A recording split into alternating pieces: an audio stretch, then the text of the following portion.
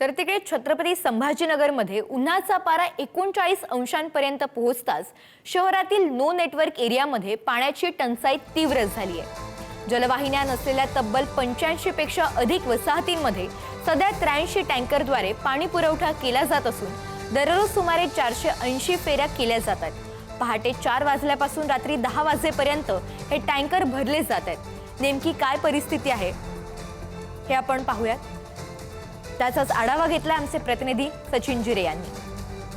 छत्रपती संभाजीनगरमध्ये जसा जसा उन्हाचा तडाखा वाढवू लागलेला आहे तसा तसा पाणी टंचाई ही जाणवत आहे। अनेक भागांमध्ये अशा पद्धतीने टँकरद्वारे पाण्याचा पुरवठा केला जात असल्याचं चित्र सध्या छत्रपती संभाजीनगरच्या अनेक वसाहतींमध्ये पाहायला मिळत आहे। सध्या महापालिकेकडून शहरातील 85 पेक्षा अधिक वसाहतीमध्ये तब्बल 83 टँकरद्वारे दररोज सुमारे 480 फेऱ्या करून पाणी पुरवठा केला जात आहे। त्यामध्ये प्रामुख्याने सातारा देवळाई, पडेगाव, मिटमिटा, जालना रोडवरील चिकलठाणा, हिनानगर तसेच केंब्री परिसर आणि त्याचबरोबर ब्रिजवाडी, हरसूल, नारेगाव, पाडसिंगपुरा या भागांचा समावेश आहे। महत्त्वाची बाब म्हणजे शहराच्या आसपास गेल्या 25 वर्षांमध्ये अनेक नव्या वसाहतीमध्ये जलवाहिन्याच टाकल्या गेल्या नाहीत। त्यामुळे या भागातील नागरिकांना टँकरच हा एकमेव पर्याय सध्या आहे।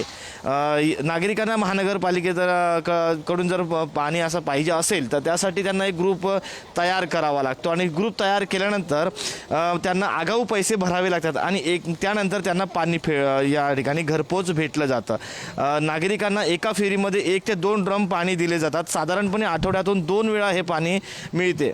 जर आपण पाहिलं तर पहाटे 4 वाजल्यापासून टँकर भरण्याची जी प्रक्रिया सुरू होते ती संध्याकाळी रात्री 10 वाजेपर्यंत सुरूच असते। दररोज या 480 फेऱ्या पूर्ण या टँकरना करावं लागतं। त्याचमुळे शहरातले ज्या भागामध्ये नळ पोहोचलेले नाही अशा भागामध्ये हे पाणी पोहोचवले जाते। कॅमेरा पर्सन अमोल वागुले सह मी सचिन जिरे, पुढारी न्यूज, छत्रपती संभाजीनगर।